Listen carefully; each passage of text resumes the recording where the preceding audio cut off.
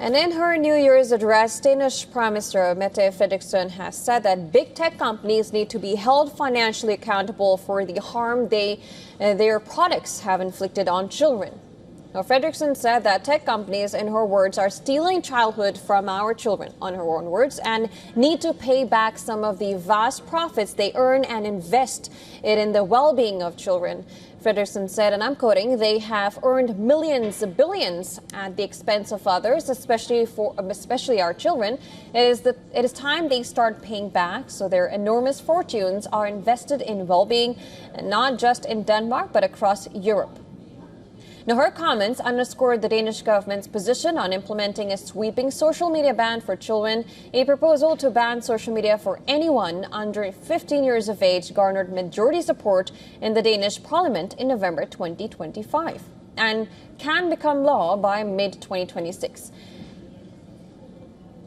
In the same month, members of EU Parliament adopted a resolution calling for EU action to protect minors online, including an EU-wide minimum age of 16.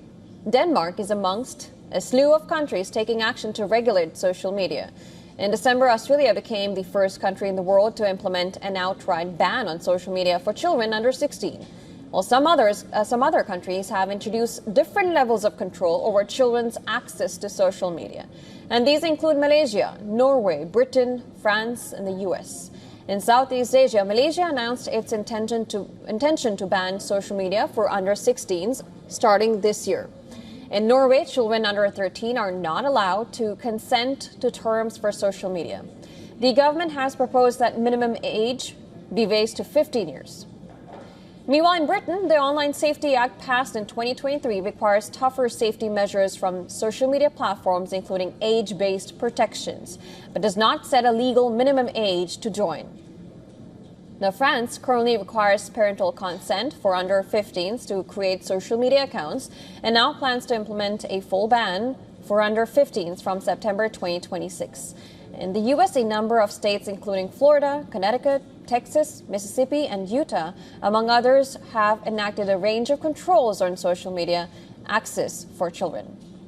In South Asia, India could also be considering tougher measures. The Madras High Court has recently urged the union government to explore legislation similar to Australia's, limiting internet and social media use for children under 16, that is. Now, as more countries move to protect children from online harm, a bigger question is emerging. Should big tech be held legally liable and financially penalized for the impact of its platforms on children?